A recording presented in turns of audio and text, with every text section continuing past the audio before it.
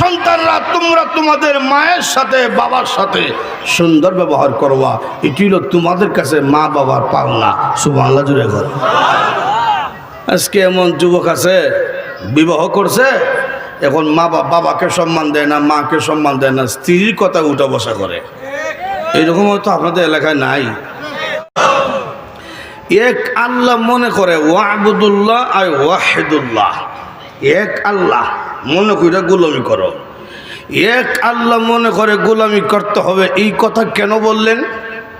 বলার কারণ হইল যেই যুগে কুরআন নাজিল হয়েছিল সেই যুগের কাফিরদেরকে নবীজি প্রশ্ন করেছিলেন, তোমরা মূর্তির সামনে মাথা নত কেন করো, তোমরা সম্মান প্রদর্শন কেন করো মূর্তিকে? ওরা জবাব দেয়, আল্লাহ যে একজন আছে এটা আমরা বুঝি, কিন্তু বিশাল পৃথিবী, একা আল্লাহ কিভাবে কন্ট্রোল করবে? একা তো পারবে না। এই জন্য এই মূর্তিরাকে আমরা সম্মান এই জন্য করি, এই মূর্তিরা আল্লাহকে সহযোগিতা করে। মূর্তির কোনো ক্ষমতা আছে? জোরে কম। মূর্তি জিতা না মরা, জিন্দা না মুর্দা? এটা মর্ত গীতা জীবন, তাহলে মর্ত জীবন দ্রি নাই। কথা কোন ঠিক কিনা? আল্লাহ কুরআনে বলছেন আমওয়াতুন গায়রু আহইয়া,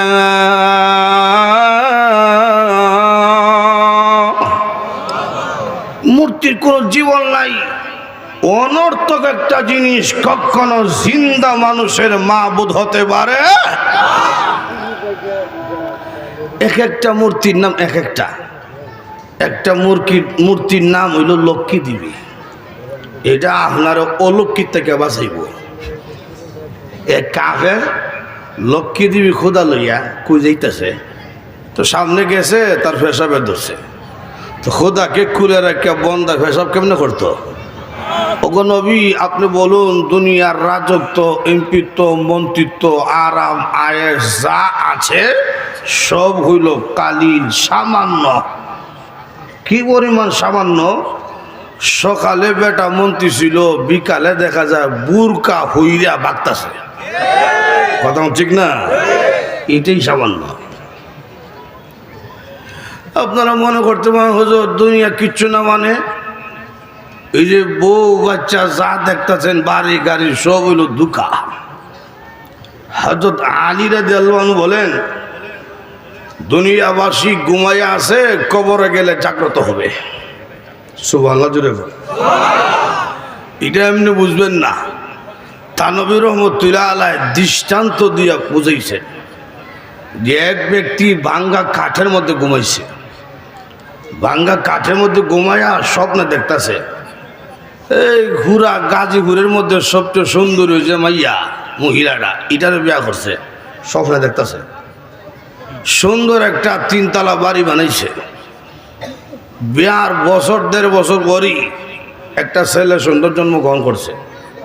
ছেলেটা কিছু বড় হইছে, ডাইনিং টেবিলের মধ্যে স্ত্রী উন্নত মানের খাবার পরিবেশন করে রাখছে।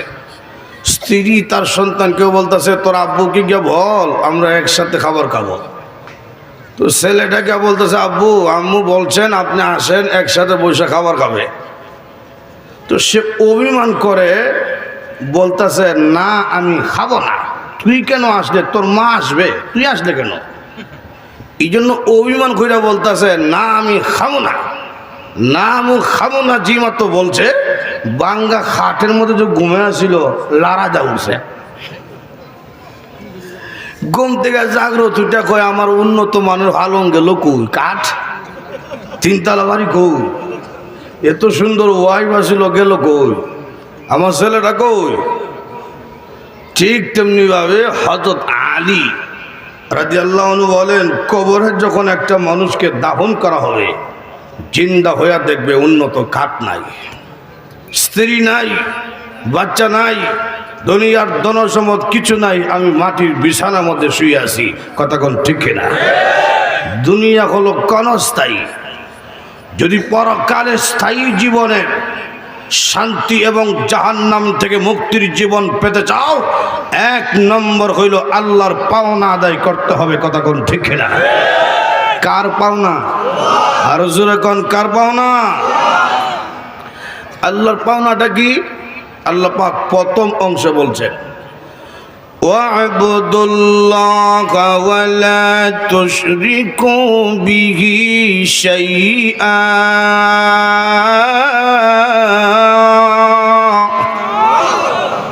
এক নম্বর পাওনা হইল মানুষের কাছে আল্লাহর এক আল্লাহ মনে করে গোলামি করতে হবে, আল্লাহর সাথে কোনো জিনিসকে অংশীদার করা যাবে না। এক আল্লাহ মনে করে গোলামি করতে হবে। আমাদের আল্লাহ কয়জন? আরো যদি কোন কয়জন? এক আল্লাহ মনে করে ওয়া'বুদুল্লাহ আর ওয়াহিদুল্লাহ, এক আল্লাহ মনে করে গোলামি করো। এক আল্লাহ মনে করে গোলামি করতে হবে। এই কথা কেন বললেন? বলার কারণ হইল যেই যুগে কুরআন নাজিল হয়েছিল সেই যুগের কাফিরদেরকে নবীজি প্রশ্ন করেছিলেন, তোমরা মূর্তির সামনে মাথা নত কেন করো? তোমরা সম্মান প্রদর্শন কেন করো মূর্তিকে? ওরা জবাব দেয়, আল্লাহ যে একজন আছে এটা আমরা বুঝি, কিন্তু বিশাল পৃথিবী, একা আল্লাহ কিভাবে কন্ট্রোল করবে? একা তো পারবে না। এই জন্য এই মূর্তিরাকে আমরা সম্মান এই জন্য করি, এই মূর্তিরা আল্লাহকে সহযোগিতা করে। মূর্তির কোনো ক্ষমতা আছে? জোরে কম। মূর্তি জিতা না মরা? জিন্দা না মুর্দা? এটা মর্ত গীতা জীবন, তাহলে মর্ত জীবন উদ্রি নাই। কথা কোন ঠিক কিনা? আল্লাহ কুরআনে বলছেন আমওয়াতুন গায়রু আহইয়া,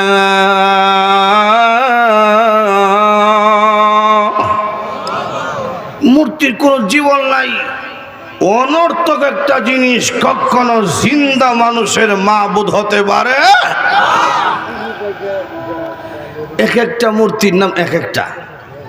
একটা মূর্তির নাম হইল লক্ষ্মী দেবী। এটা আপনার অলক্ষ্মীর থেকে বাঁচাইব। এক কাফের লক্ষ্মী দেবী খোদা লইয়া কই যাইতেছে, তো সামনে গেছে, তার পেশাবে ধরছে, তো খোদাকে খুলে রাখা বন্দা পেশাব কেমনে করতো? এই জন্যে তার মূর্তিটার একটা গাছের সাথে হেলান দিয়ে দাঁড় করে রাখছে। কিছু দূরে বৈশা পেশাব করতেছে। হঠাৎ করে শুনে উপর থেকে নিচে পানি ভরা শব্দ শোনা যায়।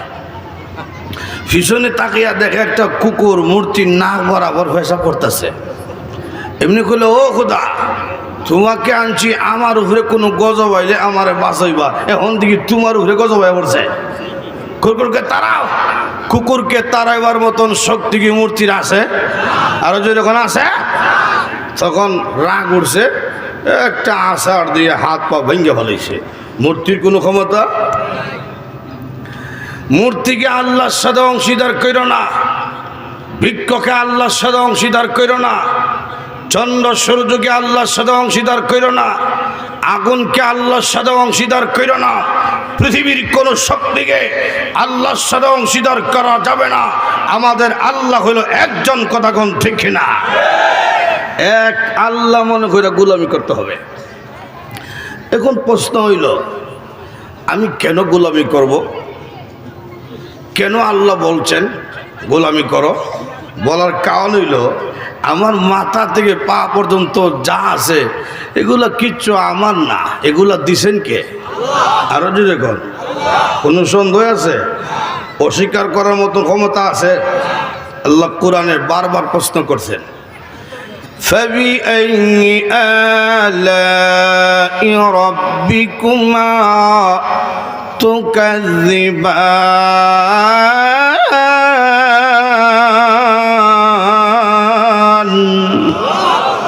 এই মানব এবং জিন জাতি, কোন জিনিসকে, কোন নিয়ামতকে তোমরা অস্বীকার করতে পারবে? একটা নিয়ামতকে অস্বীকার করার মতন ক্ষমতা পৃথিবীর কারো নাই। মাথা থেকে পা পর্যন্ত যা আছে সব আমি আল্লাহ দিছি। অনেক এমপি মন্ত্রী জনগণকে দেয় রডের বদলা বাঁশ। কথা ঠিক না? আল্লাহ কয় আমি রডের বদলা বাঁশ দেই নাই, দিছি এমনভাবে নিয়ামত যেইভাবে দিলে তোমার কল্যাণ হয়, ফায়দা হয়। সুবহানাল্লাহ জুড়ে কর। লক্ষ্য করে দেখেন, হাতের নখ লম্বা হয়, পায়ের নখ লম্বা হয়, প্রতি সপ্তাহ কাটতে হয়। যদি হাত পায়ের নখের মতন মুখের ভিতরে দাঁত লম্বা হইতে থাকতো খুব সুবিধা হইতো। আমরা এই দাঁত তো এই জায়গায় ছিল না, আস্তে আস্তে উঠলো, লম্বা হইলো, এই জায়গায় ব্রেক দিল কেন? এটা কার হুকুম? আরো যেরকম কার হুকুম? ও মানুষ, এই রকম না দিলে তোমার কষ্ট হবে, এই জন্য এমন ভাবে দিছি যেইভাবে দিলে তোমার কল্যাণ হয়। যেরকম সুবহানাল্লাহ। চক্ষু দিছেন কে? আল্লাহ প্রশ্ন করতেছেন, আলাম নাজআল লাহু আইনাইন।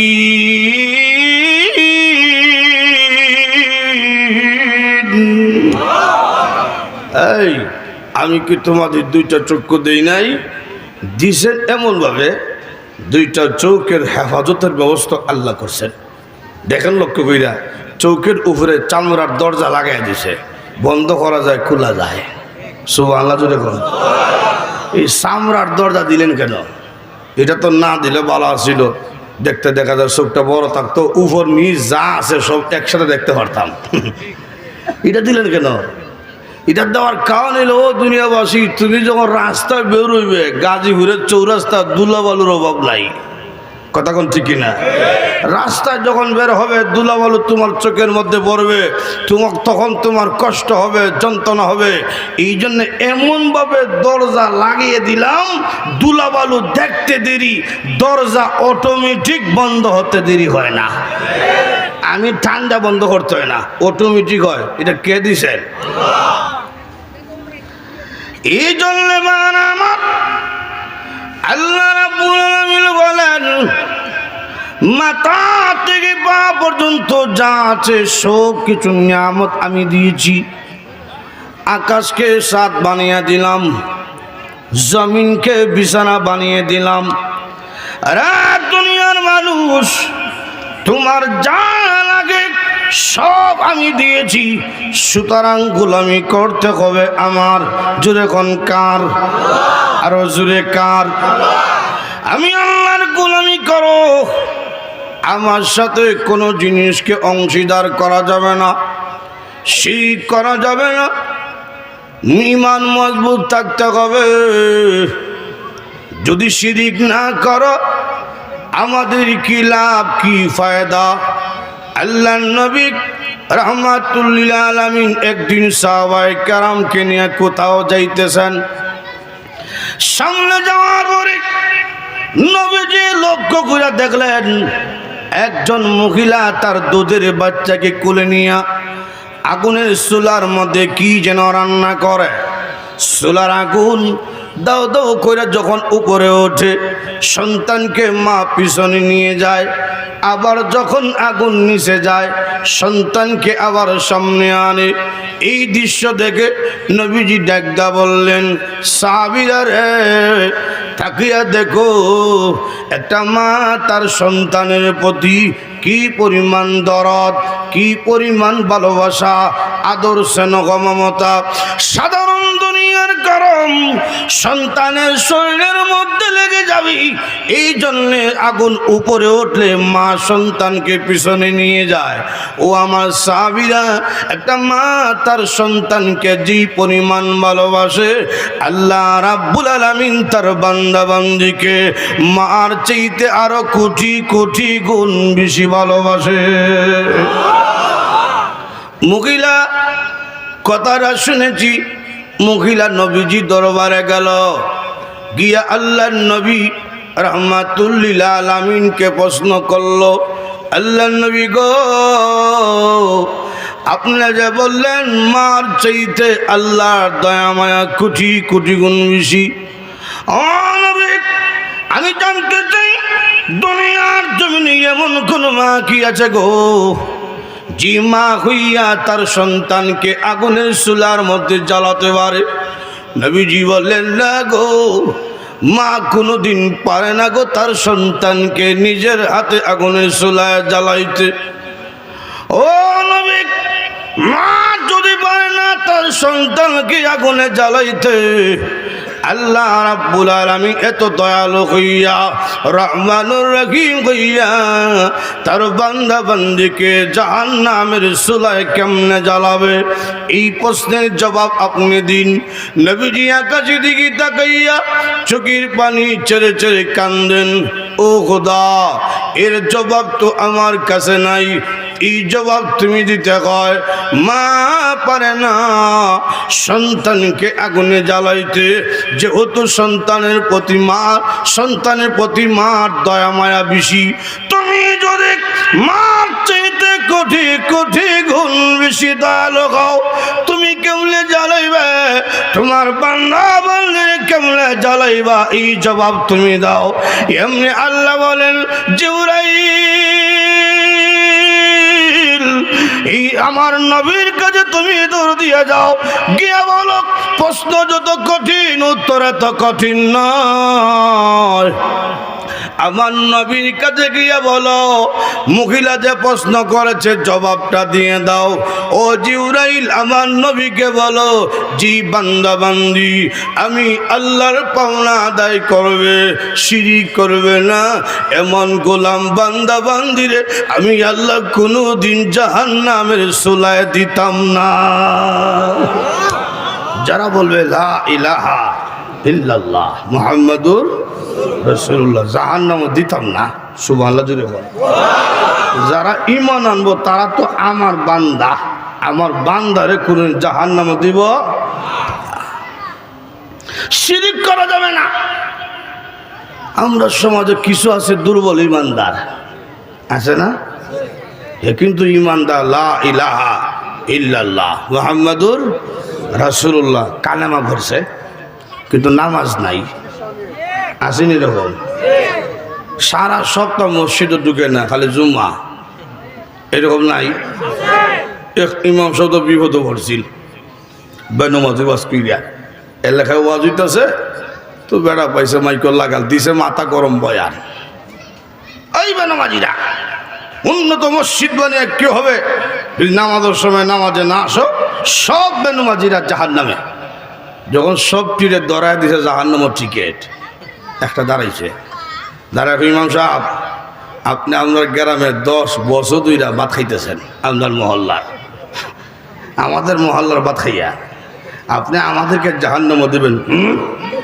ইমাম সাহেব বাপরে বাপ যেমনি দাঁড়াইছে সাহারি খাই দিব। তো ইমাম সাহেব কৌশল করছে, কৌশল কইরা কইল, এই বেটা তোমার তো দেখছি মাঝে মধ্যে জুমা করো। জি হুজুর আমি এত খারাপ না, আমি মাঝে মধ্যে জুমা করি। তো আমি কইছি বেনমাজি তুমি দেখা যায় জুমার নামাজি বসো তুমি না। তার মাথা ঠান্ডা হয়েছে, হে বইছে। আর একটা পিছন থেকে দাঁড়াক আমি জুম্মার নামাজ পড়ি না, কিন্তু জাহান্নামে কেন কইবেন? ইমাম সাহেব কয় বেটা তুই কি তা ঈদের নামাজও খরচ না? ও জি হুজুর বছর 2টা লাগাল হয়, এটা না করি কেমনে? আমি ঈদের নামাজ পড়ি। তো আমি কইছি বেনমাজি তুই দেখা যায় ঈদের নামাজি বহ তুই না। তার মাথা ঠান্ডা হয়েছে, হে বইছে। আর একটা দাঁড়াক আমি জুম্মার নামাজও করি না, ঈদের নামাজও করি না, কিন্তু জাহান্নামে কেন কইবেন? ইমাম সাহেব কয় বেটা তোর বাপ যে গত বছর মারা গেছিল তার জানাজা পড়ছিলি নি? ও জি হুজুর বাবা জানাজা পড়ছি। তাহলে দেখা যায় তুই জানাজার নামাজি। আমি কইছি বেনমাজি তুই দেখা যায় জানাজার নামাজি বহ তুই না। এই হলো আমরা আমলের অবস্থা, কথা কোন ঠিক কিনা? এটি হলো দুর্বল ইমানদার। এটা কি ইমানদার? দুর্বল। 2 নম্বর হইল তার সিরত সুরত দেখলে চিনবেন না এটা মুসলমান না ও মুসলমান, এরকম আছে না নাই? জিজ্ঞেস করলেন তোর নাম কি? কয় রতন। তো ভাই আসেনি? জি। নাম কি দা? কয় সফল। তো বোন আসেনি? কয় জি। নাম কি? কয় প্রিয়াঙ্কা। রতন, সফল, প্রিয়াঙ্কা, এই নাম শুনে কি আপনি বুঝতে পারছেন হ্যাঁ যে মুসলমান? তাকাইলেন পোশাকের দিকে, এখন দেখা যায় এমন পোশাক পরছে আঁটুর নিচে সিরা। 2-3 বছর আগে যখন দেখছিলাম সিরা তো ভাবছি মনে কুত্তা কামড় দিছে। পরে শুনি না এটা নাকি ফ্যাশন। তো এখন যদি সিরা হইরা কয় ফ্যাশন, কোন দিন তো ফ্যান্টোর চেইন করলে কইব ফ্যাশন। তা আগে তো ছিল আঁটুর নিচে সিরা, এখন দেখছি আঁটুর উপরে সিরা, অর্থাৎ হেড অফিসের কাছাকাছি গেছে গা। কথা এই অবস্থা কেন? এটা দুর্বল ইমানদার। এটা কি দুর্বল, কিন্তু পড়ছে লা ইলাহা ইল্লাল্লাহ মুহাম্মাদুর রাসূলুল্লাহ। আবার তার সামনে আলিম উলামার বিরুদ্ধে কথা কইলে সহ্য করে না, কোরআনের বিরুদ্ধে কথা বললে সহ্য করে না, আল্লাহ এবং তার রসুলের বিরুদ্ধে কথা কইলে সহ্য করে না, কিন্তু নামাজ পড়ে না। সহ্য করে না কেন? আল্লাহর বিরুদ্ধে কথা কইল বরদাস্ত করতে পারে না, তার বিরুদ্ধে অ্যাকশন নেয় কেন? ভিতরে ঈমান আছে। এই যে দুর্বল ইমানদার, এই রকম ইমানদার যদিও হয় আল্লাহ পাক তাকে মাফ করে দিবেন। যেমন আপনারা কইতে পারেন হুজুর তুলে তো সহজ বাজা আজকে পাইছি, কেন নামাজ কিসের রোজা? একবারে সহজ, আমরা তো সব কালেমাওয়ালা, দরকার নাই আর নামাজ রোজার। এটা কইলই তো না। আল্লাহ কুরআনের আয়াতে বলছেন শিরিক ছাড়া যদি কোনো উঠতে পারো আমি আল্লাহ ইচ্ছা করলে মাফ দিব লিমাইয়াশা, যাকে ইচ্ছা তাকে। আমি যে নামাজ পড়তাম না, আমার রোজা আল্লাহ ইচ্ছা হইব, কোনো গ্যারেন্টি আছে? আর জোরে কোন আল্লাহ বলেন তুমি যদি ইমানদার হও, শিরিক না করো, গুনাহগার হও, শিরিক না করো, হাসরের মাঠে ইচ্ছা করলে মাফ দিয়া জান্নাতের টিকিট দান করে দেব। অনেক ব্যক্তিকে আল্লাহ পাক দুর্বল ইমানদার জাহান্নামে ফেরেশতা হাতে পায়ে রশিদা বাঁধা লিছে, বলবেন জাহান্নামে নিক্ষেপ করো। নিক্ষেপ করা আদেশ করা মাত্র সঙ্গে সঙ্গে পুইরা গেছে জাহান্নামে। আল্লাহ বলবেন উঠে আনো, উঠে আনো। যেই মাত্র এই ব্যক্তিকে জাহান্নামের আগুন থেকে উঠে আনা হবে, আল্লাহ রাব্বুল আলামিন বলবেন বান্দারে